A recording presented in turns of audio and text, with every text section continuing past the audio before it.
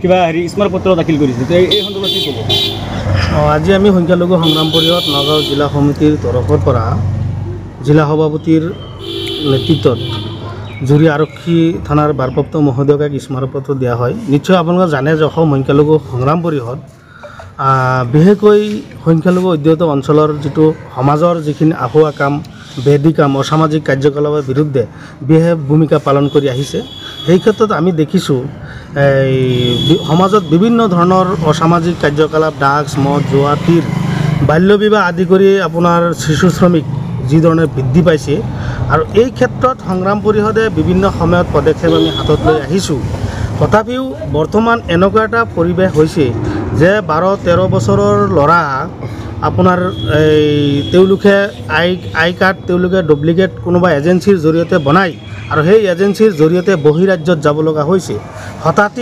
শতাধিক আপোনাৰ ল'ৰাসকল বিভিন্ন অঞ্চলৰ আপোনাৰ ষ্টেচনত গ'লে গম পাব যে এটা গাড়ীত যদি 50জন ল'ৰা থাকে, মানুহ থাকে, তাতেই কমচে কম 20জন 30জন আপোনাৰ মাইনৰ ল'ৰা।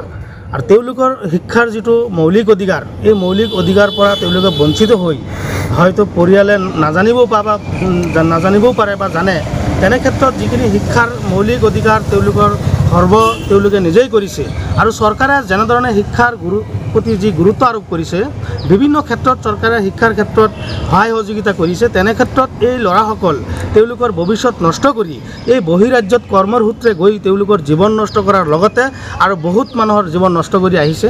এই ক্ষেত্ৰত আমি সংগ্ৰাম পৰিষদে বিভিন্ন সময়ত সজাগতা সভা আমি আহ্বান কৰি আহিছোঁ। সজাগতা সভাৰ জৰিয়তে মানুহক বুজাইছোঁ, দেখিছোঁ। তথাপিও বিভিন্ন স্থানত গ'লে এই মাইনৰ ল'ৰাসকল বহিৰাজ্যত যাব লগা হৈছে। গতিকে এই ক্ষেত্ৰত আমি নগাঁও জিলা প্ৰশাসনৰ লগতে জুৰি আৰক্ষী প্ৰশাসনক আমি দৃষ্টি আকৰ্ষণ কৰিছোঁ স্মাৰকপত্ৰৰ জৰিয়তে। আৰু অভিভাৱকসকলকো আমি আহ্বান জনাইছোঁ যে শিক্ষা অবিহনে এটা সমাজ গঢ়ি নুঠে আৰু শিক্ষা অবিহনে কোনো এটা পৰিয়াল গঢ় লৈ উঠিব নোৱাৰে। গতিকে শিক্ষাৰ প্ৰতি গুৰুত্ব দিয়ক। আপোনালোকে যে যিখিনি উপাৰ্জন কৰাৰ যি লক্ষ্য বান্ধি দিছে ল'ৰা ছোৱালীক, এই ক্ষেত্ৰত আপোনালোকে বিৰত থাকক আৰু শিক্ষাৰ ক্ষেত্ৰত আপোনালোকে গুৰুত্ব আৰোপ কৰক। নিশ্চয় উপাৰ্জনৰ লক্ষ্য পিছত আহিব। আৰু বিভিন্ন সময়ত আমি দেখিছোঁ গাঁৱে ভূঞে আৰু চহৰ নগৰে যিটো হোটেলত শিশু শ্ৰমিকৰ যিটো আগ্ৰহণ, এই আগ্ৰহণে সমাজখন নষ্ট কৰাৰ এটা লক্ষণ আমি দেখিছোঁ। গতিকে বাল্য বিবাহৰ ক্ষেত্ৰত চৰকাৰে যিধৰণে পদক্ষেপ লৈছে আৰু এনেকুৱা পদক্ষেপ যদি শিশু শ্ৰমিকৰ প্ৰতি চৰকাৰে ল'লেহেঁতেন আৰু বৰ্তমান ইটা ভাটাৰ পৰা আৰম্ভ কৰি বিভিন্ন অনুষ্ঠান প্ৰতিষ্ঠানত গ'লে আপোনাৰ দেখিব 10 বছৰ 12 বছৰৰ ল'ৰা ছোৱালী কৰ্মত ব্যস্ত থাকে। গতিকে আৰক্ষী প্ৰশাসনে এই ক্ষেত্ৰত সজাগ সচেতন হৈ আইনী ব্যৱস্থা ল'ব লাগে অভিভাৱকৰ ওপৰত। কি কাৰণত সৰু ল'ৰা ছোৱালীক কৰ্মত ব্যস্ত থাকে, কিয় পৰিয়ালে তেওঁলোকক কৰ্মত নিয়োজিত কৰিছে। গতিকে কিছুমান পৰিয়াল আছে একেবাৰে দৰিদ্ৰ আৰু সেই দৰিদ্ৰৰ সুবিধা লৈ যদি ল'ৰা ছোৱালীক শিক্ষা নিদিয়ে তেনেহ'লে সমাজ গঢ়ি নুঠে। গতিকে সচেতন ৰাইজকো আমি আহ্বান জনাইছোঁ যে আপোনালোকে সজাগ সচেতন হওক আৰু শিক্ষাৰ প্ৰতি গুৰুত্ব আৰোপ কৰক।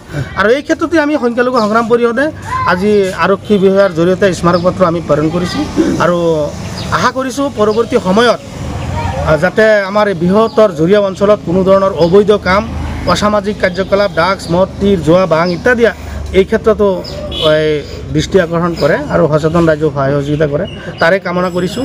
আৰু পৰৱৰ্তী সময়ত যাতে এইবিলাক নহয়, আমি সংগ্ৰাম পৰিষদে যিমান পাৰিছোঁ আৰক্ষী প্ৰশাসনক বা ৰাইজক আমি সহায় সহযোগিতা কৰিছোঁ। আৰু আমি ইতিমধ্যে OC মহোদয়েও বিভিন্ন ধৰণৰ আশা আমাৰ প্ৰদান কৰিছে, প্ৰতিশ্ৰুতি দিছে যিমান পাৰে আমাক সহায় সহযোগিতা কৰিব।